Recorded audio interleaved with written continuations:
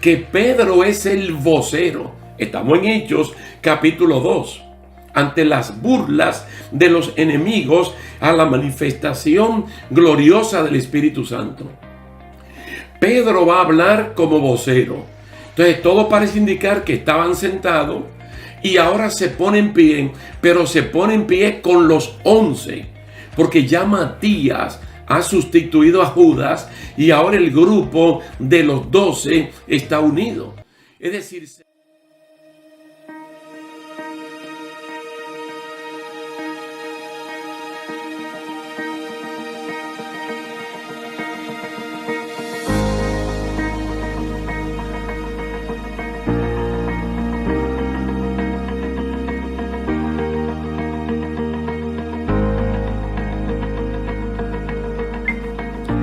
Dios me le bendiga, Dios le guarde, queridos hermanos. Aquí estamos una vez más para continuar esta serie de estudios bíblicos.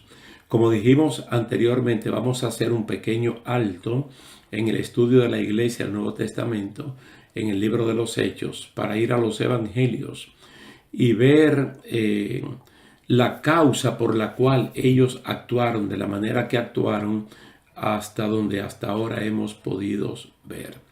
El fundamento de toda esta manera está en las enseñanzas de Jesucristo. Si ustedes ven la actitud que ellos tomaron en el desenvolvimiento de su ministerio, tiene que ver mucho con el entrenamiento que Cristo les dio. Entonces, continuando con la iglesia del Nuevo Testamento, vamos a ver en Lucas capítulo 12, los primeros 3 versículos, el cuidado que hay que tener con la hipocresía, lo que en ese momento Jesús le llama la levadura de los fariseos. Yo sé que ustedes, como personas inteligentes, van a captar inmediatamente que esta enseñanza, pues lógicamente ellos la usaron en el capítulo 1, capítulo 2 del libro de los Hechos, porque hay personas que con la llenura del Espíritu Santo se van de boca. A veces no saben controlar lo que es ser un instrumento en la mano del Señor, y el mismo crecimiento, tanto cualitativo como cuantitativo, si no se sabe manejar en términos individuales, familiares y de la iglesia local, pueden ser hasta peligrosos. Pero aquí está la enseñanza del Señor Jesucristo. Lucas capítulo 12 versículos 1, 2 y 3.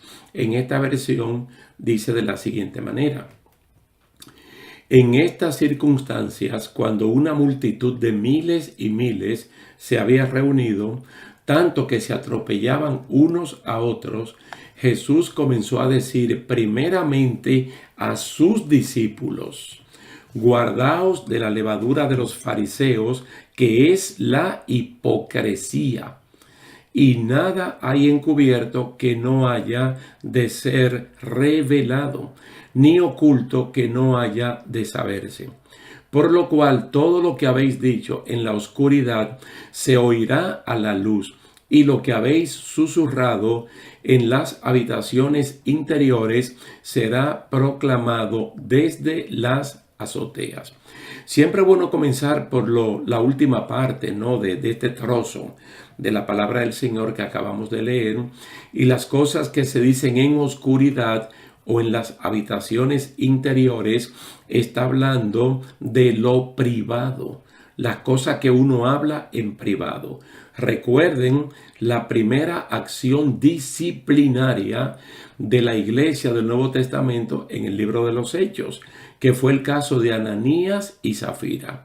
Y ellos delinquieron, ellos mintieron, ellos planearon esto en la oscuridad, en habitaciones interiores, en lo íntimo. Más sin embargo, esto se hizo público. Solamente se aclarando para que los que le están dando seguimiento a esta serie de estudios bíblicos, pues recuerden que muchas de las cosas que ellos hicieron allí, la hicieron porque el Señor lo había enseñado.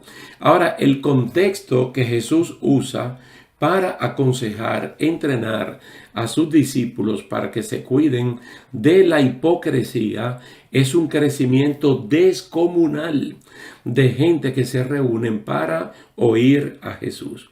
Esta versión habla de miles y miles de personas que por estar cerca de Jesús para verlo y oírlo hasta se atropellaban unos con otros. Y los discípulos pueden medir eso como un éxito descomunal y hasta cierto punto de fama. Entonces, este crecimiento fuera de lo común de gente que se reúnen para oír a Jesús. Este contexto no es malo, pero tiene sus riesgos. No se saben las razones precisas de por qué la gente se ha reunido, si hay motivos nobles o egoístas. Pero lo que sí quiere Jesús es que sus seguidores no tengan dos caras, que no sean farsantes ni actores teatrales con respecto al crecimiento numérico. Hay que tener mucho cuidado en esto. Y hasta ahora, ¿qué hemos visto en el libro de los Hechos? Bueno, nosotros vemos las primeras estadísticas arrojan un grupo de 120. El segundo conteo arroja 3,000 más los 120, son 3,120. Después de la sanidad del cojo, que sentaban en la puerta la hermosa del templo, esto subió a 5,000. Y luego se habla de cantidades casi innumerables hasta que vuelve a 12 con la persecución que se desató después de la muerte de Esteban. Pero solo para tener preciso esto, hermano, como un principio que uno debe tomar muy en cuenta. La hipocresía se había desarrollado en los centros de teatro griego y romano, donde una persona actuaba representando un papel de alguien que no era. Es como el cine moderno, la televisión moderna, las películas, las novelas, obras teatrales. Nosotros tenemos actores que representan un papel que en la vida real ellos no son eso. Entonces esta persona que en griego le llamaban hipócrites, muy parecido a hipócritas en español, los hipócrites eran actores. Y no está hablando de una profesión mala, no, está hablando simple y llanamente de una profesión, de un papel que ellos representaban básicamente en el teatro griego o en el teatro romano. Hoy en día los teatros están los cines, está la televisión, están las obras teatrales, novelas, películas, y hay actores. Y hay actores que representan papeles buenos y papeles malos. E incluso cuando uno está viendo una película, uno se identifica muchas veces con el bueno y uno quiere que penalicen, como es lógico, al malo. Pero los fariseos eran actores a la inversa. Es decir, no eran actores del grupo de teatro greco-romano, sino del diario vivir. Ellos querían demostrar a la gente lo que en realidad ellos no eran. Hacían un esfuerzo tan mayúsculo para eso que cuando oraban y ayunaban, lo hacían en las esquinas de las calles y demudaban sus rostros para dar una impresión de aflicción y quebrantamiento, siempre exterior, sin ningún cambio en lo interior. Muchas veces lograban invitaciones para ir a comer después de esos supuestos ayunos, porque tocaban el corazón de la gente. Para Jesús era inimaginable en sus seguidores, por lo que les dice en un momento de cierto éxito misionero que se cuidaran de esa nociva práctica. ¿Por qué cuidarse? Es que no importa el maquillaje o disfraz que use el hipócrita, tarde o temprano la verdad saldrá a la luz, porque no hay nada encubierto que no haya de ser revelado, ni oculto que no haya de saberse. Es una regla de oro, de que todo, tarde o temprano, sale de lo interior a la superficie de lo exterior. Entonces, con esas cosas en mente, es que usted ve a los discípulos del Señor obrando en el libro de los Hechos, en esa naciente iglesia del Nuevo Testamento. siendo honestos, francos, transparentes, abiertos. Y cuando vino esta reprensión de la cual hablamos, de la primera disciplina de la iglesia, de que nosotros tengamos documentos históricos, el apóstol Pedro le dijo claramente a Ananías que su hacienda, que su tierra, que lo que él decidió vender, eso era suyo. Y que si él lo convertía en dinero, seguía siendo suyo. Y que no es verdad que de parte de la iglesia estaban motivando o predicando con indirecta para que la persona se desprenda de un dinero que tiene para los apóstoles manejarlo a su antojo. No, nada de esas cosas salió a relucir. Como tampoco en el capítulo 3, cuando Pedro y Juan fueron francos, sinceros, honestos y abiertos con este limosnero, con este hombre que estaba pidiendo. Pedro le dijo, nosotros no tenemos oro ni plata, nosotros no tenemos dinero ni en efectivo, ni en suelto, ni en menudos, no tenemos ni monedas ni billetes, pero nosotros te vamos a dar de lo que nosotros tenemos que tú no nos estás pidiendo. En el nombre de Jesús, levántate y anda. Es decir, franco, honesto. No es que ellos estaban escondiendo, no, es que no tenían, pero fueron a darle a este hombre lo que ellos tenían. Jesús prefirió el antagonismo con los fariseos antes de ceder en la buena práctica pastoral. Mire, solo en Marcos capítulo 2 hay 5 ocasiones conflictivas entre Jesús y este sector religioso de la sociedad de su tiempo. Pero prefirió ser franco, no un hipócrita, no tener 2 caras ni 3. Porque si Jesús no las tuvo, nosotros como sus seguidores no podemos practicar la hipocresía.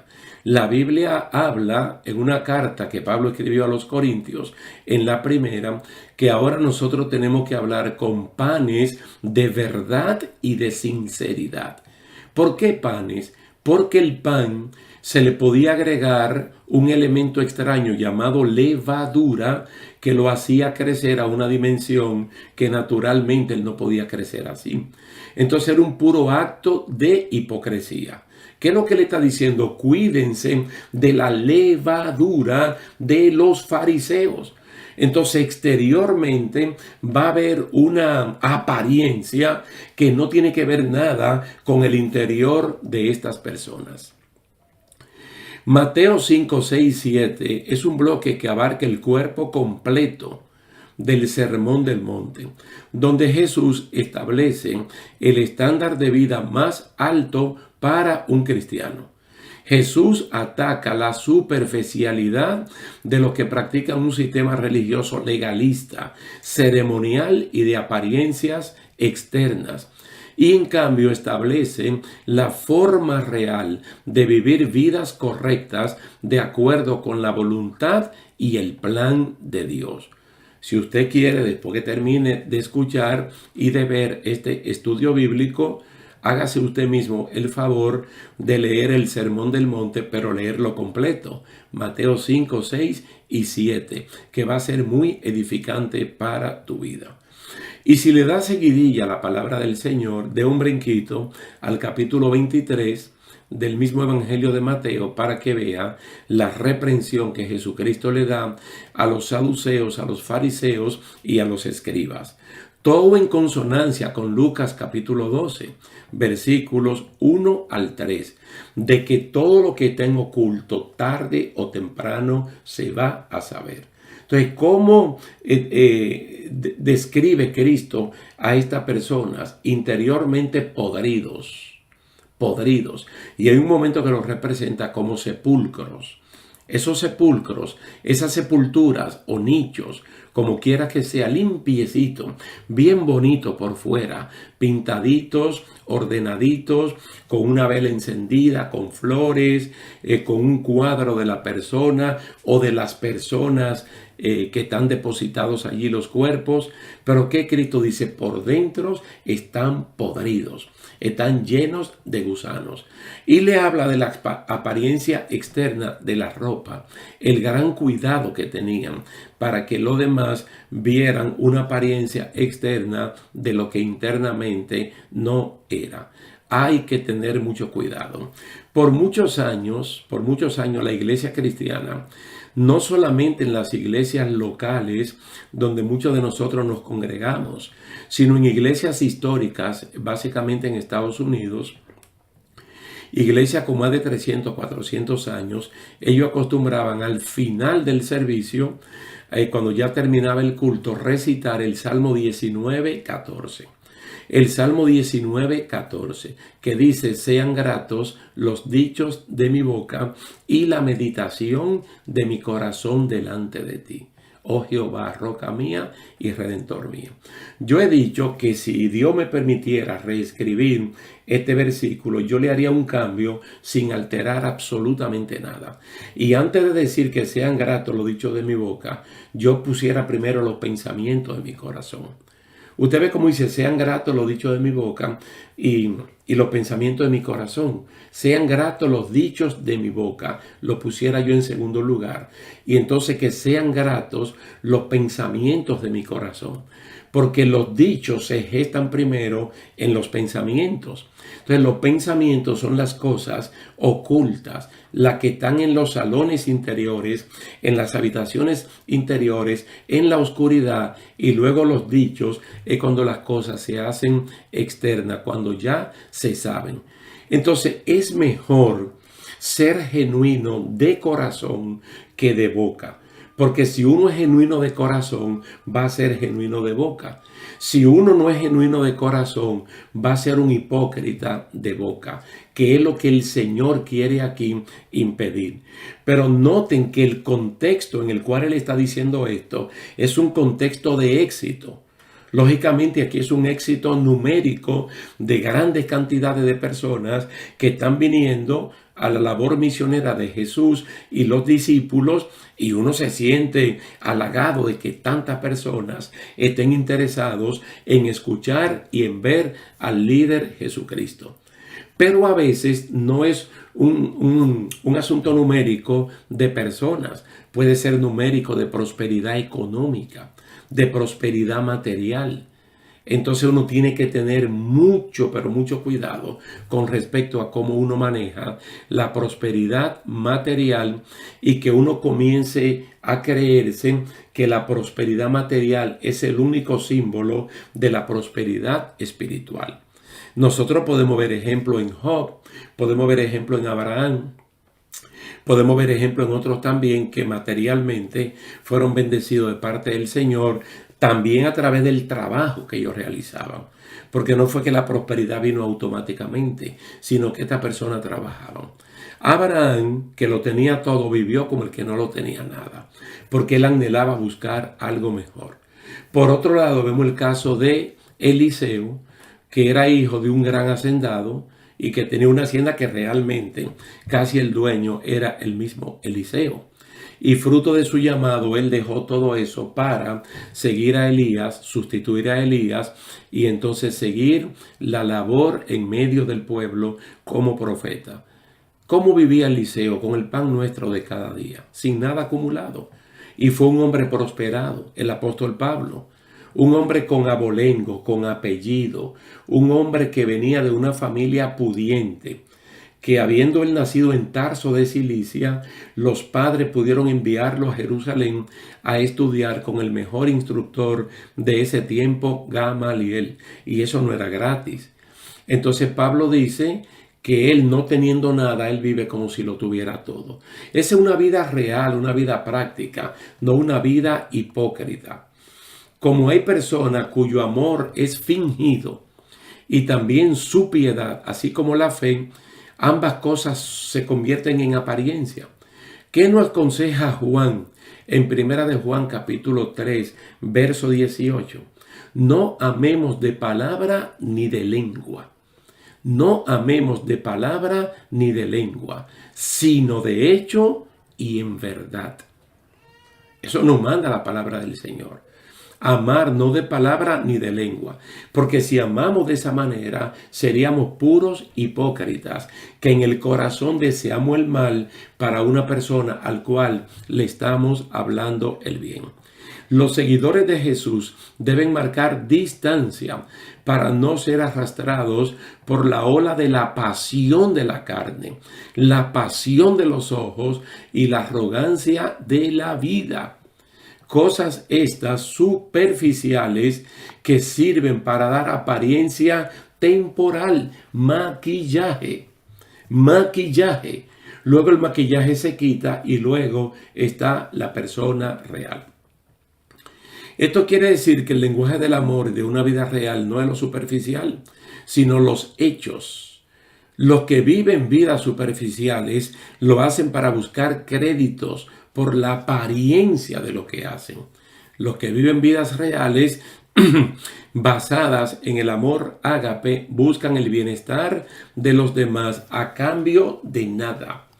Aquí es que está la diferencia entre la práctica de la simulación de la piedad de los fariseos con la práctica real de los creyentes.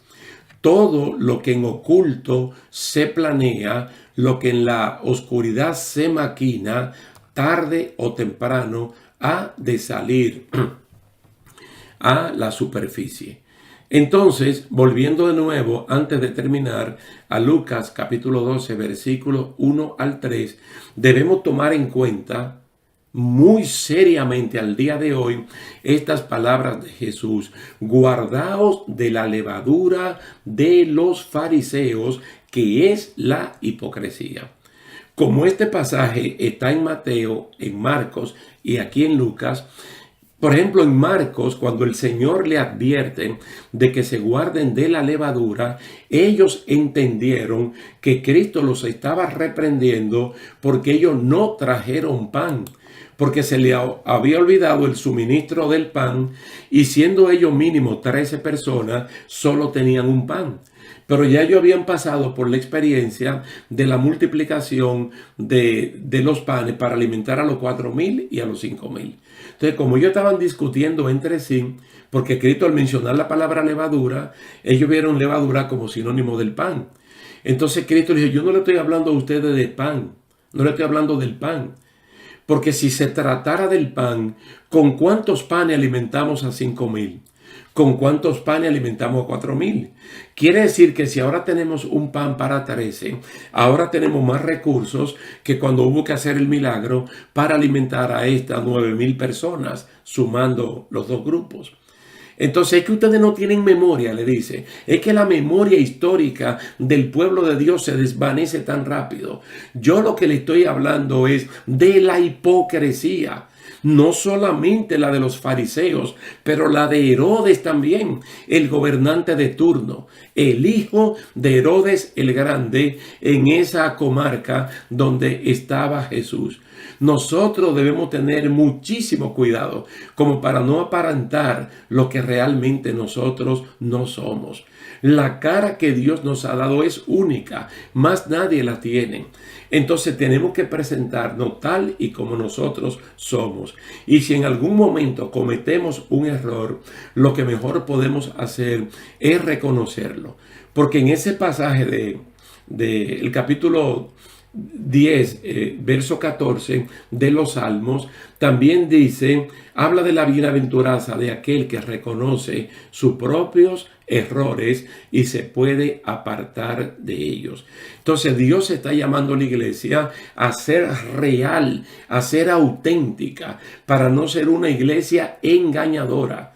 Pero eso tiene que ser una actitud entre el liderazgo y todo el pueblo. Presentarnos por igual como Dios siempre nos ve. Entonces, con este entrenamiento del Señor Jesucristo, es que nosotros podemos ver parte del desenvolvimiento de la iglesia allí en el libro de los Hechos. Por hoy nosotros lo vamos a dejar aquí y posteriormente vamos a estudiar la parte del temor a Dios y no a los hombres. Entonces, cómo Jesucristo los enseñó a temer a Dios y no a temer a los hombres, para poder llevar hacia adelante la obra que Él nos ha encomendado.